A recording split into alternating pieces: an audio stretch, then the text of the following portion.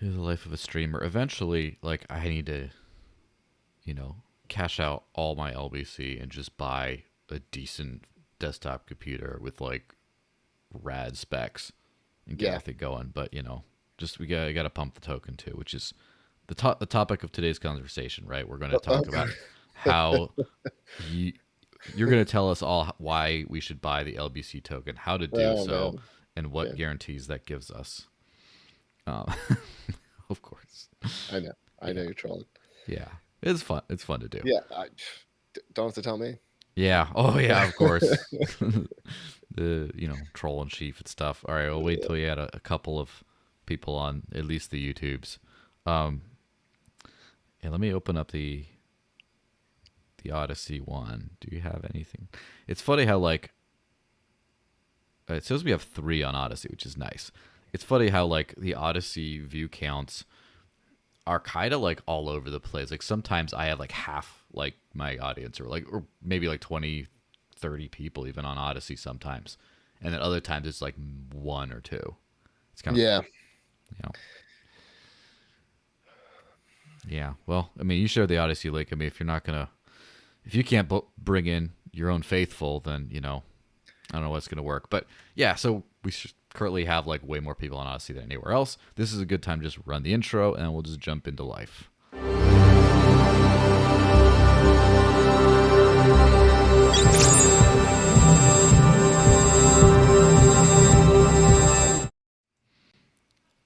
Oh, so hey everyone, welcome to another episode of the Digital Cash Rundown. I now have a guest back. I'm joined by the one and only Jeremy Kauffman, who, when we started the show, was not there.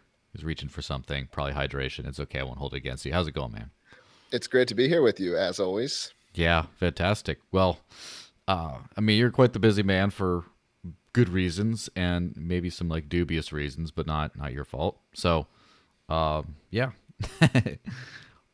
We have a lot. So before I get going on this stuff, if you're watching on YouTube, which you are, whoever you are, it's one person right now, I won't be butthurt if that number goes down to 0, but only if you go over to Odysee. We're live streaming on Odysee. In the description on the YouTube and Twitter and everything else, like there is the Odysee link. So you click there. I encourage everyone to watch on that thing. Might as well stress Jeremy's servers out a little bit more. Get all that in there. So that's just like the big thing. That, and you can also leave hyper chats on Odysee, and you can leave cointr.e/the desert links, leave other crypto super chats. Oh, hey, one time. Um, anyway, let's just run into the stuff going on. So, there's an article about your good old buddies, your besties. The SEC, the U.S. Securities and Exchange Commission, reportedly contracts blockchain analytics firm to monitor the DeFi industry. So essentially, the SEC is, reportedly signed a $125,000 deal, which isn't that much money as far as things are concerned, but it's not like 40 grand to just look at something, to just help monitor, with a andchain.ai to help monitor the DeFi industry and essentially just see what everyone's doing. So I see by your look you got a hot take before we I get into do. too much nuance, I but do. go I for do. this. Yeah. You want? Yeah. I mean, my hot take. That's of course the correct take. Mm-hmm. Is that these people are collaborators? Okay. These people are the enemy. Mm. The whoever is working at On-Chain, and I think the guy's name was Victor Fang. I pulled up the article that you Mm-hmm. sent me shortly before I Yes. joined the show, and like, it's not okay to be doing this kind of thing. If Mm-hmm. you work at that company, you should quit. The SEC is trying to destroy the industry. They are very anti-blockchain. Uh, Mm-hmm. most of several branches of the federal government are, and so this isn't an okay thing to do this. It's not okay for the people who work there to do this. Companies should not hire people who have worked at firms that did this. Mm-hmm. Okay, like the SEC and these other government agencies, they are destroying good people's livelihoods Mm-hmm. through violence. And so, like, to support that, I think is unconscionable. And so, like, that should be the attitude that people in the blockchain industry have towards this kind of behavior. Well, that's definitely, a scalding hot take. I can't really say I disagree with anything there. But now I got to put on my John Stossel hat and, like, but isn't it unfair that people make money and all that kind of stuff? Well, shouldn't they be regulating illegal securities? So, like, what if, and this is the thing, another one of the SEC commissioners, I forget which one, I don't care to memorize their names, said something about how a lot of DeFi firms or whatever, it's not DeFi, it's really CeFi. They call DeFi. They're literally just, offering securities, but not complying with securities laws. And it's just one enterprise that's doing it, and they call themselves decentralized, but they're not. And that those people should be regulated and stuff like that. So, Yeah, well, so I yeah. agree. In terms of the take that some of DeFi is more like CeFi, I actually agree with that. But that doesn't change the fact that these are people who are voluntarily trading goods and voluntarily engaging in these services. So whether even if it's CeFi, that's not an excuse. And also, the securities regulations, decentralization is not part of the standard. That's Mhm. not actually, a lot of the people in the crypto space latch on to this concept of like decentralization versus centralization. That's not a key part of the securities tests. If you look at the the Howey test as an example, right? Yeah. It doesn't decentralization versus centralization. That's not actually a part of it. Hmm. Um, but more importantly, I would say that like there is a defense of some of these government agencies, right? But that defense is that they should be investigating fraud. They should be investigating when people are defrauded and when people are cheated. And Hmm. there are bad actors in the blockchain space. Hmm. I wouldn't dispute that. Okay. But what should be motivating that is people saying, I was taken advantage of. I was cheated. Someone lied Hmm. to me. You know, um, someone took my money and didn't deliver what was promised. Someone broke a contract. These are the kinds of things that should motivate this kind of action. For the government to be unilaterally investigating these things, and in the case of us, we have millions of people. Not a single person has gone to the government, and they're investigating us anyway. It's crazy. It's no different than the war on drugs. Okay. We shouldn't, the government should not be um, going after peaceful people who are doing things voluntarily. Yeah. I mean, I completely agree on that thing. Now we're going back to the devil's advocate thing. So we know the SEC is just trying to find anyone who could be considered, or that they can find a way to consider to be violating securities law, and screw them over. Of course, you know what they're doing. But in the devil's advocate sort of world, and we are talking about the devil here, let's be very clear. Uh, what if the monitoring is just to see who is DeFi, who is actually CeFi, for when there is someone who says, "Oh, I got screwed by so and so DeFi outfit," and the SEC is like, "Hey, guess what? Good thing we know that they're not actually DeFi, they're CeFi, so now we know an actual perpetrator be brought to justice when they actually defraud someone." Again, we know that this is not what the SEC is going to actually do, but what do you think about the case for a firm like a outfit like the SEC monitoring the blockchain in for these kinds of purposes? Well, DeFi is not a non-fi. Like Mm-hmm. again, I think there's this emphasis on decentralized versus centralized is a bit misleading. And also I'll say anytime you're going to a website, it Mm-hmm. is not decentralized. Yeah. Pretty much the only decentralized, I haven't done a deep dive on all of these, but something like BISC, that appears to be actually decentralized. None of Mm-hmm. these, pancake swap, sushi swap, whatever all of these are, they're websites, which means they're by definition not decentralized. Okay. Yeah. Odysee is not decentralized. We don't claim that Odysee is decentralized. Odysee interacts with a decentralized network. That's true, right? But Odysee itself is not decentralized. So, and this is once you're saying go to a website, you're basically saying that it's not decentralized. But even if these ones were decentralized, even if it was literally like a peer to peer app, Yeah. the government can still go after you because the government can identify who built the software, Mm-hmm. and building the software that encourages or facilitates certain type of activity is, I don't know all the laws in the space, but is like at least possibly in and of itself against the law, right? And we've seen, you could look at just from a previous generation, but all the lawsuits around peer-to-peer software. where it was found that these people broke the law despite the fact that they were not directly, with their servers and with their infrastructure, serving the infringing content. So simply building the software that does it can, in the government's eyes, be sufficient. So on a broader scale, right, we're talking obviously about like what's right and what's wrong, what should or shouldn't happen, all that kind of stuff. But now we're talking about, okay, this is what's happening. What do you think are the effects of something like this? Do you think it's going to cause, first off, do you think it's going to squash the DeFi space? Do you think it's going to cause the DeFi space to stop being posers and actually be more decentralized, so they're harder to actually suss out and crack down on? Do you think it's just going to move everything out of the US? What do you think is going to happen as a result of this kind of stuff? Yeah, well, the US, moving outside of the US, I think, can maybe delay it, but it doesn't end it. The United States government is happy to enforce its agenda abroad. And so if the United States government takes the stance that something is illegal, you better not come anywhere near the US. I mean, you don't even necessarily need to come into the US. Just a year or two ago, right, the US arrested that that Chinese telecom executive in Canada, saying that they broke US law. It was never on US soil. Everything they did was in Canada and China.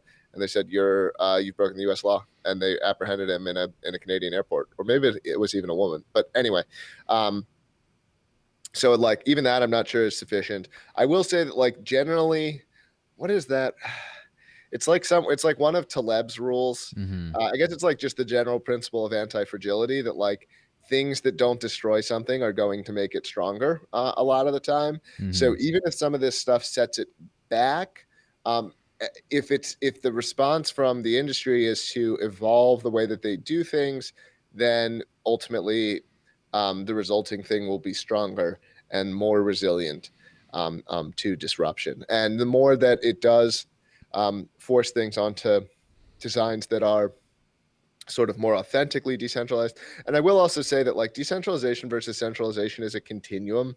Of course. And so it's, like it's part of that when you're saying this is centralized or decentralized is kind of saying like, where along this continuum do you want to apply the label? And I will say that like sometimes when we have these debates as to whether or not something is decentralized or centralized, we may actually agree on the sort of reality, on the territory of how the actual networks work, and we may just disagree on what centralized versus decentralized mean. You may have a standard that says just that is a point, because I think that's a big argumentative trap.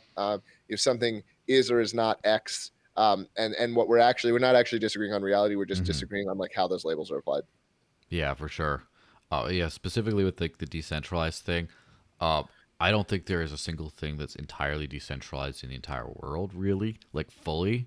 And I also, a lot of things, it's just like decentralized enough to where if the largest people operating a thing get attacked, like the big figures get attacked or taken down, the whole rest of the stuff keeps running.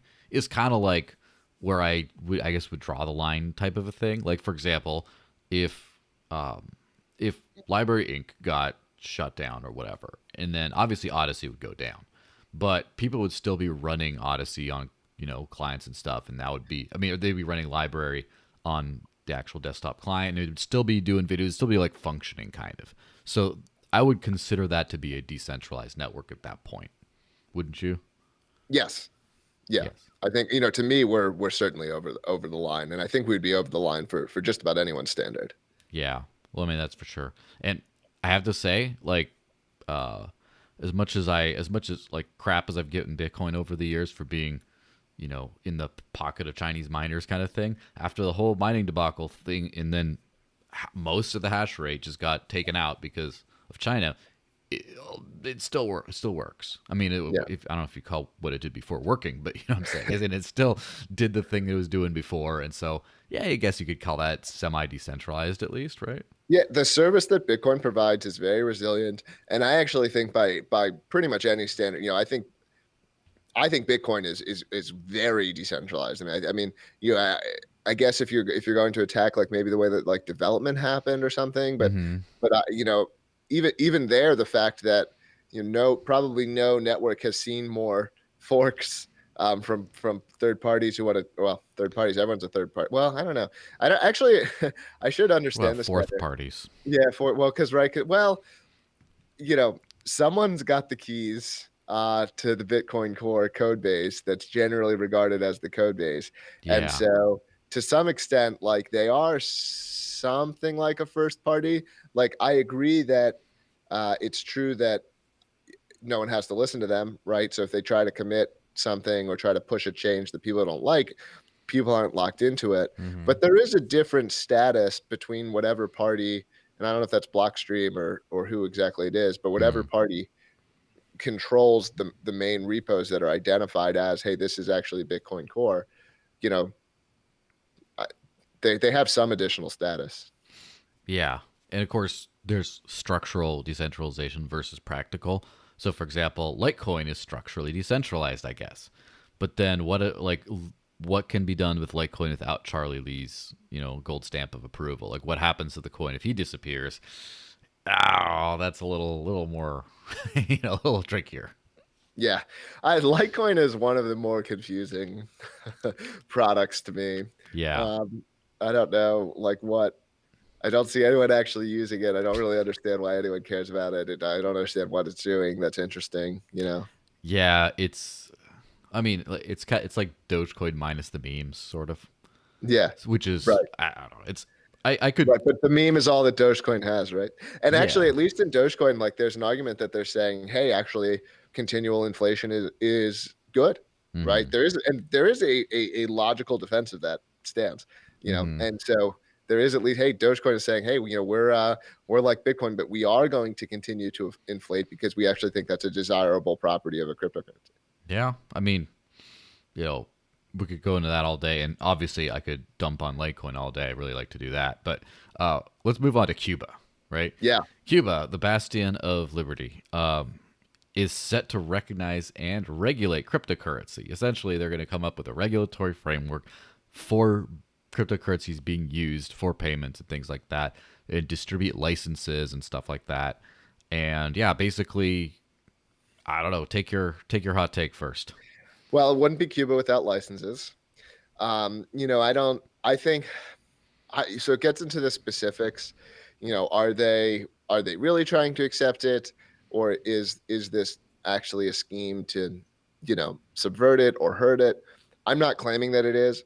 It's actually logical, like for countries like Cuba, Mm-hmm. for countries that are sort of like the most opposed to the current, let's not even say it's the United States hegemony. Let's say that it's sort of like the current central banking hegemony or the current like monetary hegemony, which spans not which spans expands extends beyond the United States. Yeah. Like the countries that are most opposed to that are Mm-hmm. the countries that it makes the most sense to sort of be adopting these blockchain style approaches, whether this is a genuine embrace of the technology versus an attempt to like actually just like hamstring it or just get their piece of the pie. You'd need to dig into the specifics, and I haven't done that. Do you Yeah. know what? Yeah, is it are the laws like reasonable? Or are they terrible? I'm not exactly sure, and Yeah. I'm not sure if that's actually open either. But I guess providing a regulatory framework for something acknowledges its existence and its legitimacy in society. So, for example, as bad as weed laws can be, right? As bad as that whole nonsense can get, uh, at least it's like not criminal. At least it's officially allowed in society, kind of thing. And of course, depending on your society, maybe it's better to have a black market than a white market, but that's a different topic altogether, I guess. Yeah. Well, there's an extent to which the state has a sort of sour grapes approach to regulation, Mm-hmm. where like if the state is unable to regulate something, Mm-hmm. they the state tends to end up adopting the stance that it didn't want to, Mm-hmm. right? Like I think a big part of the fact that the war on drugs is ending is that the war on drugs was unsuccessful. And so it's not, I'm not saying it's over, it's far from over, but certainly at least the war on pot it seems to be winding down. And part of that is because the war on pot didn't work. It's Yeah, it didn't do completely shit. unsuccessful. And so, like, having a bunch of laws on the books that are trivially disregarded and massively disregarded makes the state weaker. It's better that the state sort of evolve and say, well, we don't want to do that. Even if the state wanted to, then it continued to advance a stance that makes everyone aware of the fact that, hey, the state actually is not effective enough or powerful enough to do these things. Yeah.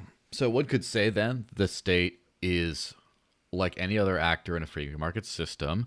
It's responsive to market signals, except first off, they're really slow to respond to market signals, and they also have to be overwhelming market signals. It has to not just be like, well, there's a growing demand for this. It's got to be like literally, you're going to lose your power if you don't. It's just that like that threshold for responsiveness to market signals is like really high.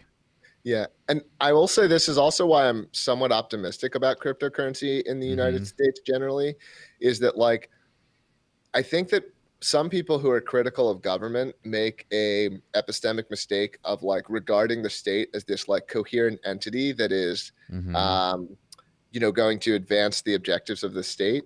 And it's always better to, like, model anything as, like, in terms of the atoms, the individual people involved and the Mm-hmm. incentives that they have. And politicians' incentives are to be sort of spineless populists, right? Yeah. To follow what the people want, even if the people want something that is bad for the state. If politicians have to believe or say that thing to get elected, Mm. then they generally will believe or say that thing. And so the more popular that Bitcoin and cryptocurrency gets, the more politicians will support it, even if cryptocurrency is a threat to the United States monetary regime or something like this. Yeah. So, and that's an interesting, I mean, obviously for a more political type show, it'd be an interesting topic is, I mean, a democratic system, a representative democratic system makes government more sensitive to market needs, but at the same time makes it less sensitive in some ways. Whereas like if you have a dictator, they don't have those constant million pressures, but they do have the one big pressure. They're much more likely to, you know, hey, I'm going to make the whole society, for example, crypto friendly if it's a dictatorship, just to attract new whatever. Whereas it's much lot more slow moving through the democratic process, even though that's more, um, even though Yeah, it's yeah. more likely to Like, be sensitive. let's say that the, like, chairman of the Federal Reserve Mm-hmm. actually do regard blockchain as a threat to the United Yeah. States financial system, right? They can attempt to educate politicians, and Mm-hmm. politicians do have, a lot of them do have at least their own sense. They feel that they're like these civically minded people who want the country and America to do well. Like, Mm-hmm. and so to some extent, they may sometimes, you know, not listen to the people and listen to the sort of more let's say that they're the elite class, whether they deserve that label or not. Um, you know, but they're not. It's not clear to me by what mechanism, like, the people running the Federal Reserve can, like, get a politician to do their bidding. Mm-hmm. Like, and so if the constituency of the politician really wants something, why is the politician going to side with the Federal Reserve and not their constituency? Yeah, I mean that makes sense. So about Cuba specifically with this whole thing, uh, there's I guess, two potential angles to this. One is, as you mentioned, the sort of U.S. or petrodollar, whatever you call it, the global financial hegemony that they're pushing back against, or rather that they've been screwed by because of like sanctions and things like that. That they're trying to find an alternative to that, and this is like the only alternative really. Or is it more of a El Salvador is doing it, like all these different countries are trying to attract stuff, and they're just like, well, we want to keep up to with the new global financial revolution type thing? Or is it a mix of both? What do you think? Yeah, that's a great question. And my honest answer would be that I really don't know, but that I can continue to speculate, like, anyway. But my honest Mm-hmm. answer would be, like, I would need to do some sort of, like, deeper dive. I will say that it is true. Like, human beings are faddish, and they copy one another and they follow one another. And this is true at even even the smartest, most accomplished people behave that way, right? Like I see venture capitalists behave this way all the Hmm. time, where it's like they're following the herd, this herd mentality. It's human nature. Yeah. And so the fact that El Salvador has sent this really strong signal, um, I'm sure that that has had an impact where you know that people are going to shift their perspective towards that way, and especially those that are in the circle with whoever in El Salvador like advanced or made that decision, right? Or Hmm. whoever's adjacent to them or paying attention to them. And so it absolutely is possible that plays a role. And I don't know are like is El Salvador and the United States, are they friendly, or is there animosity between those two countries? I actually know very little about their relationship. Um, so I would believe I don't know specifically either, but I'm pretty sure they're relatively friendly. I Okay. mean, the U.S. government tends to be friendly with, all of Western Europe and Latin America for the most part, with a few Is, exceptions, right? wasn't El Salvador like literally using the dollar as its currency Yeah, before this? and I think it's still used. So, for example, in the Bitcoin law thing, if any merchant doesn't want to take Bitcoin, they have the option to cash out to USD, Okay. and through a government provided solution and stuff. So they are kind of using the US dollar, and so Yeah. So why what's the I don't even know who El Salvador's leader is. Like this what guy called Bukele, who has laser eyes on his Twitter profile, and okay. he also like sent the army into the legislature to like intimidate for a vote and stuff like that. So he's a little, I don't Yeah, know, yeah, yeah. No, whatever. I am aware that the law was that he's fairly dictatorial, and Hmm. that the law was sort of passed in a dictatorial fashion. Hmm. And certainly, I think merchants should obviously have the choice as to what they want to take. But Yeah, of course. I'm wondering, like, is that um, hmm, that's interesting. It's interesting. I wonder, I wonder how much like that's motivated by him, like simply having gotten turned on to cryptocurrency and like owning it and holding it and like it being self-interested in that way, or if it's more like that he wants to somehow, because it is like at least a little bit like you Hmm. know sticking your thumb in the eye of the US, right? Where you're saying like, we're because you're kind of saying, oh, well, maybe you're flirting with Bitcoin a little bit, Hmm. and becoming your national currency instead of the dollar. Yeah, I mean, I think that there is just I think that they realize that their own currency is just not going to cut it, and that's why they had the dollar to begin with. And it just rather than that, which they are kind of owned by another country to a certain extent because of that. Now they'd rather have like sovereignty because of crypto, but also I think it's a great like you always want to attract foreign investment in your country. And so, especially if you got like a nice, tropical country or whatever, you will Bitcoin beach and all this stuff. If you want to just say, I mean, you don't just say like, oh, everyone has to take this stuff so tourists can come and pay for stuff.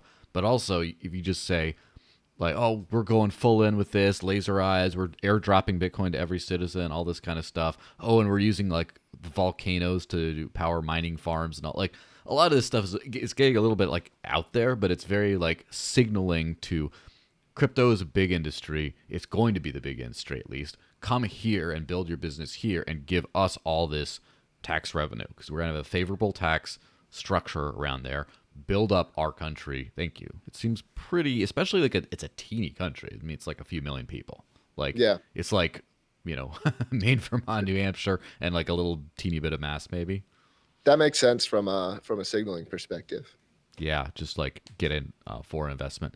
So, I Yeah. mean, this point kind of segues into the next thing, but like when we talk about the hegemony, and it's interesting how a lot of Latin American countries have started to explore this kind of new system, and it seems like because the U.S. has that like the dollar, it doesn't really want to explore something like that because they're already number one, right? So, do you think we're going to see a crypto versus USD kind of standoff as far as the monetary regimes on countries, kind of like a gold versus silver standard back in the day? Yeah, I do. Hmm. Not necessarily Bitcoin, but I mean, certainly it could be Bitcoin. I'm not saying it's not going to be Bitcoin. Mm-hmm. And I guess from a certain logical sense, Bitcoin is the most logical candidate to be what it would be. But yeah, I mean, and this isn't actually because I think that, like, I actually don't think it's necessarily like harmful or bad for El Salvador's economy to be conducted in the US dollars. Like, the US Mm-hmm. has a strong economy, like tethering yourself to the US is not necessarily bad if the US was, managing its currency well. And here, even here, I'm probably less extreme than extreme's the wrong word. I'm like, my position isn't as strong as uh, Mm-hmm. some Bitcoiners. Like, I'm not like a fan of the Federal Reserve, but I don't think it's like a complete travesty either. But it's still, like, nonetheless, like, I think it's the case that the current design of the Federal Reserve, like, can be improved upon. And one of the improvements may just be having it be entirely algorithmic or having it be entirely fixed. I think that Mm-hmm. that's possible. Um, yeah, I am like, I don't know if this is the right place to take the conversation. I mean, I Yeah. think there are plausible arguments to have some mechanisms by which the amount of currency in circulation can be shrunk or grown Mm. dynamically in response to certain um, market shocks or things like this, largely because contracts are denominated in fixed units of currency. And so, like if you had if the currency can't do this, you need to handle it like in each contract. Mm-hmm. um because it is true that you can have shocks that change the sort of real price of goods. And so there's an argument that you can allow your currency system to manage that. If your currency system is all fixed units, then you're going to want your contracts to have, if I'm signing some contract, for 20 years or something, like, I don't really know what the real value of that currency is going to be in the future when it's fixed. And so you're going to actually have to write the contract in a way that adjusts based off of the way that the overall economy has grown or changed. Yeah, I mean that might be an interesting application for, let's just say, a stable coin type thing, and not like stable coin today means like even faker fiat. Like Yeah. stable coins today are trash, but Yeah. in a future where you could imagine something is pegged to a basket of goods or valuations or whatever, and you just say, you know, this is, this contract is for this long term contract, right? Is for this amount of, let's just assume Bitcoin is the one that wins. This much Bitcoin adjustable to the whatever, basically can be pegged this amount of Bitcoin worth of this stable coin kind of thing. Yeah. Yeah. No, those are that approach, that basket of goods approach to a cryptocurrency. I find it to be like the most promising one for these types of, if you want something to potentially be this reserve currency or to actually be used as Mm-hmm. as money. I think it's the coolest, but the most. I think, well, cool is it's not. I don't know. I don't know if it's cool. Cool probably is like, I'm saying it's cool because I think it's like it Yeah. makes the most logical sort of sense. And David Friedman talked about this all the way back in the 1970s.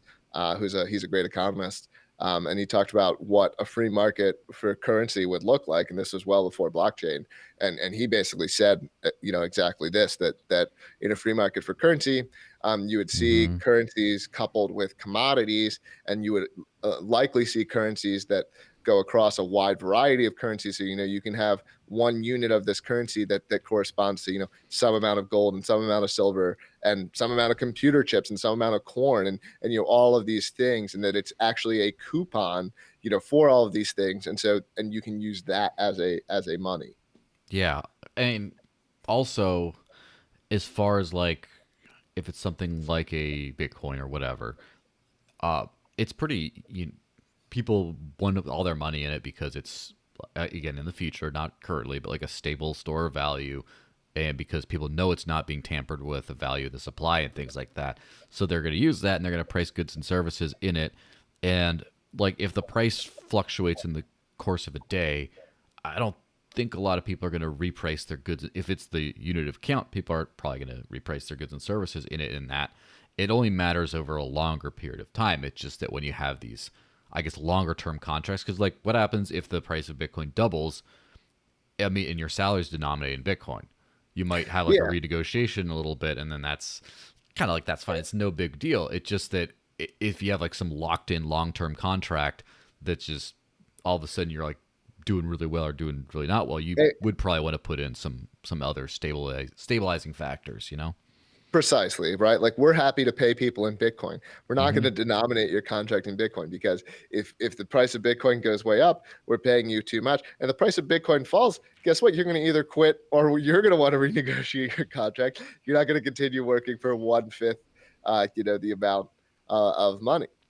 Yeah, it's funny because my last 5 or so years I have worked well I guess almost 6 years by now. I have worked exclusively for cryptocurrency, and about I would say about 70 to 80% of that has been non USD denominated. It's been like negotiated in a I guess USD price informed amount of cryptocurrency, but I have felt the effects both very positive and very negative of this is what I get paid, and then the price does something weird, and all of a sudden I'm like a baller, or all of a sudden I'm just like, all right, I guess I don't really need food, right? I guess I stored up enough over the winter, you Yeah, know?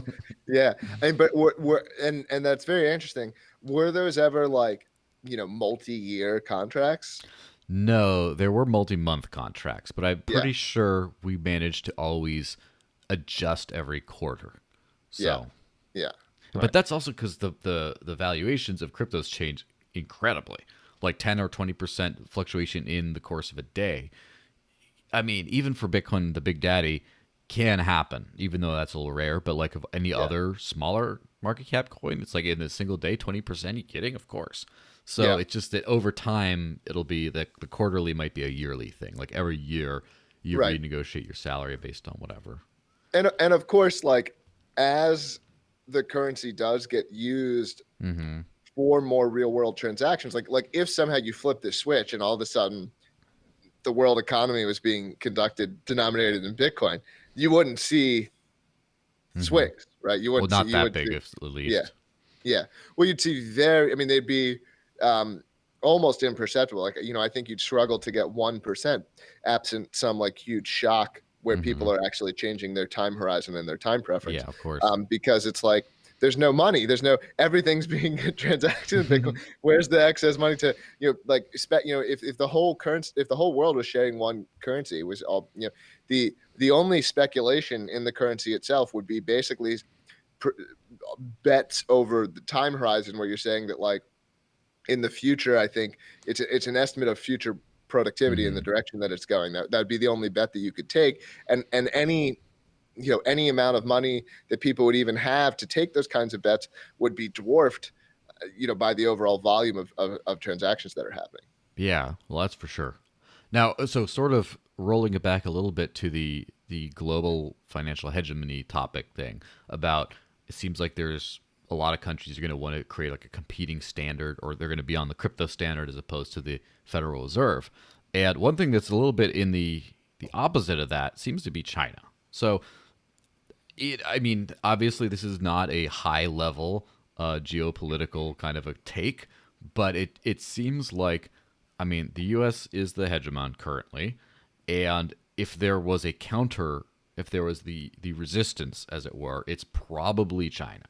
Russia tries to do what China is the other big one, right? Yeah, So you'd think that China would be on board with this, like the opposites world. However, China, despite having almost all of the hashing power until very recently, has gone, taken kind of like the whole like China bans Bitcoin meme was a big thing for a while, but now it seems like they're actually like trying to be done with it. And yeah, supposedly they've doubled down on their crypto crackdown, saying that Bitcoin and other currencies are not legal tender and have no value, and they're maintaining a high pressure situation on crypto. They're trying to raise awareness for their people to stay away from crypto investments. They're basically the Chinese government, the CCP, as it were, seems to be trying to get out of crypto, like get crypto out of yeah, the country, which is kind of yeah. interesting from the hegemonic kind of status. So, what do you think? Well, yeah. So I mean, I think I think well, it's it's both like a smart and a stupid move.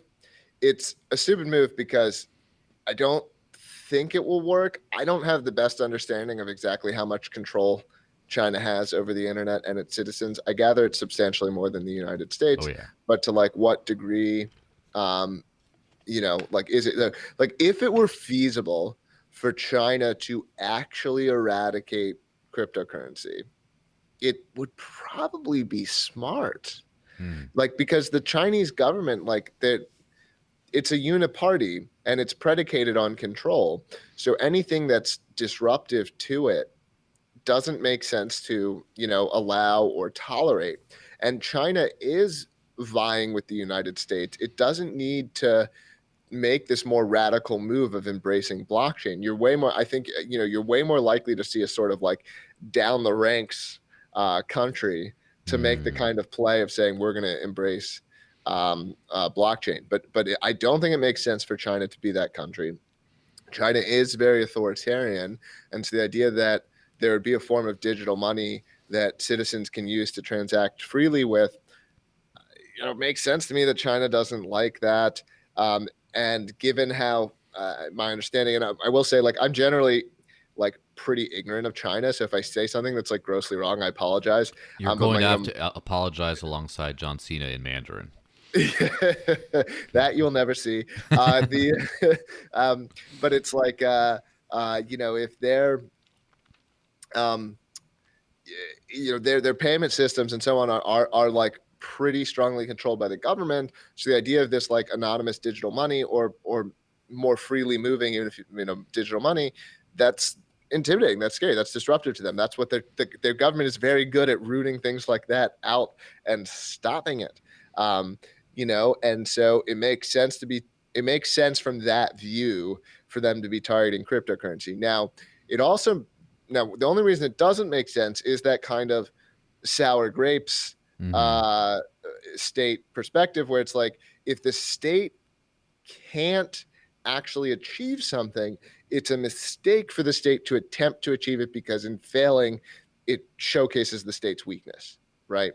And so it would be from that sense, if China is not capable of controlling blockchain, then it's a mistake because not only would blockchain succeed anyway, but it would then showcase to the Chinese citizens that, hey, the government failed to be able to do this, and it would give them confidence to, some sort of subvert or disagree with their government. Hmm. Yeah, it does make perfect sense from a internal perspective of the government wants control over everything. People were using all that nonsense extra electricity from their power plants when they wanted to plan cities, and of course central planning just sucks, doesn't work out. And so they're like, all right, well, let's let these people like take over our mistake, and then a lot of money comes out of it. But then they realize, oh, this is not the right kind of stuff we want happening. We need to stop capital flight at all costs. We want to shut this down. Besides, we're doing our own digital stuff. So they want to shut that down. That makes perfect sense. The external thing makes less sense, but as you mentioned, like they think they're in a position that they can compete with the dollar, not that like they need some help competing with the dollar kind of Yeah. thing. Yeah, well, I don't know if this is too much of an aside, but I've seen some decent arguments that like China's economy is not really that much more top down or centrally controlled than the United States is. Mm-hmm. And obviously, China is relatively authoritarian in its economy, but so is the United States, right? If you look at the amount of money Yeah. that's being spent by government, and all government spending is top down, right? It's all Mm-hmm. top down. So any dollar being spent by the government is a top down dollar. It wasn't bottom up through local coordination. It was the government took all of this money and then went through a centrally planned process and then spent that money. Mm-hmm. And there's a guy, his name's I think Branko Milanovic or something close to this. He has a book called Capitalism Alone. Mm-hmm. And he argues that like if you actually attempt to measure what percentage of each economy is quote capitalism, and he says capitalism is just bottom up human economic coordination. Okay. It's kind of the definition that he gives, which others may have other definitions, but when he says capitalism, that's what he means. Mm-hmm. And he says that it's pretty comparable, that it's like 70% in both countries. Interesting. I wonder. I wonder where that comes from. Like, so here's the thing. It's pretty obvious that there's some parts of China's economy that are so much more controlled than the U.S. But it's it's funny how China's managed to retain a lot more economic freedom than should be possible considering the absolute totalitarian grasp they have on just about everything else.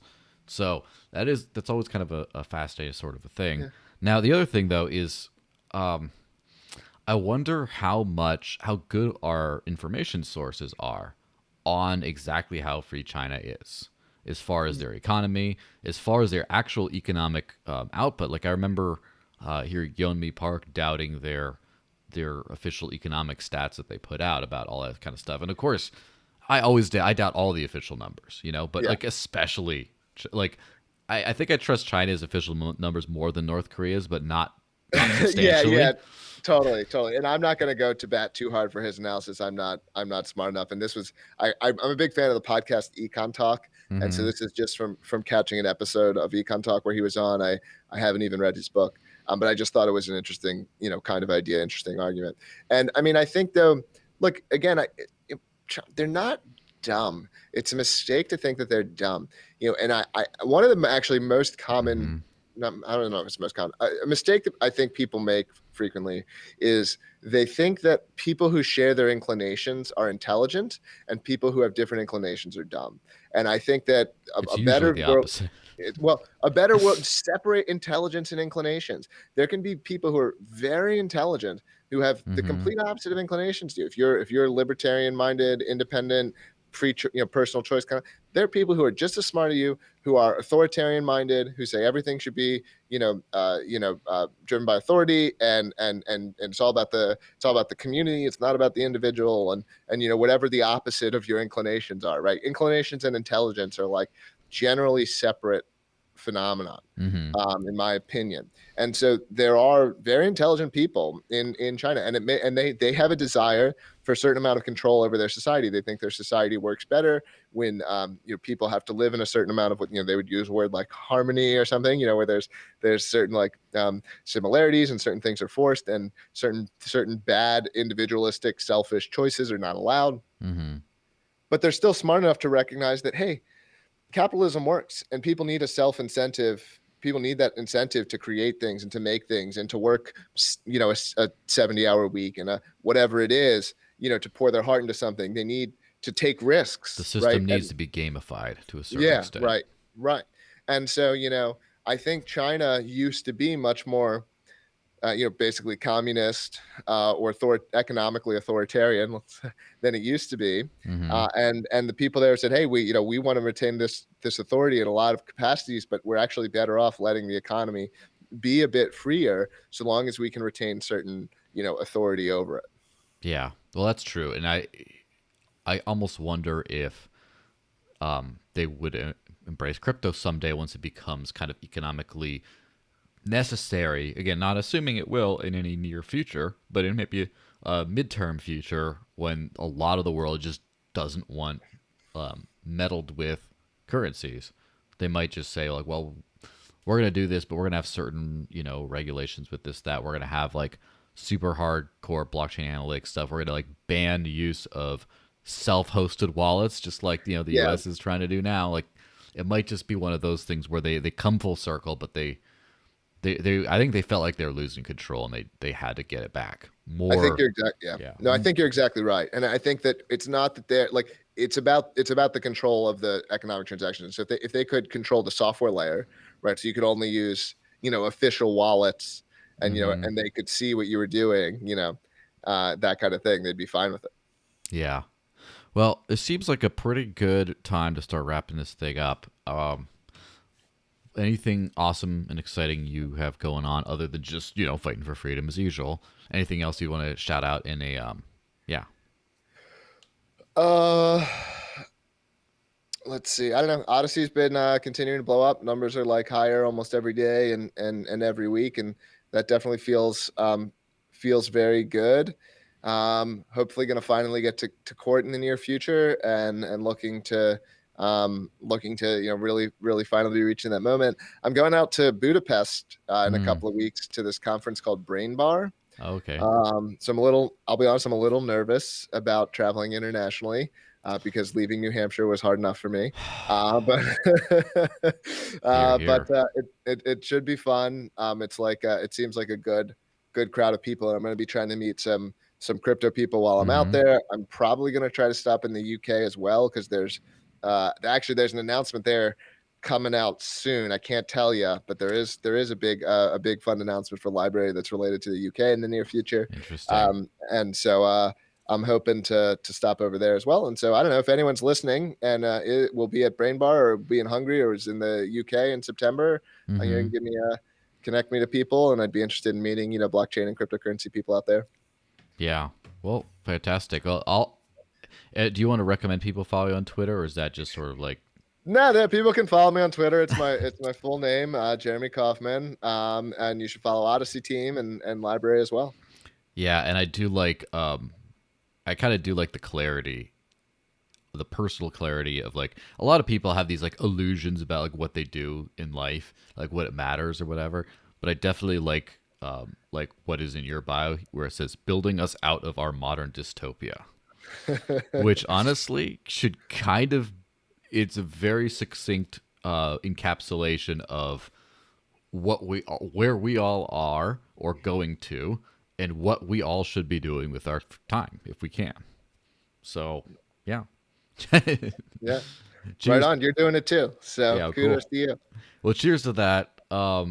Definitely like, comment, share, subscribe, all that kind of stuff. Follow on Odyssey if you can. Some people are saying, "Oh, degraded performance sticker on the thing or whatever," but I don't know. It is what it is. It'll Odyssey will be smoother than YouTube consistently at some point. So you guys just got to keep trying. So yeah. So Thanks. cheers to that. Let me hit the end graphic, and I'll see you guys next week. Or if you're oh wait, if you're on going to watch the Dash podcast, which I run immediately after this, if you are watching on Odyssey, you don't have to even click out of the link. It's the same link. I'm just going to do the next one on it.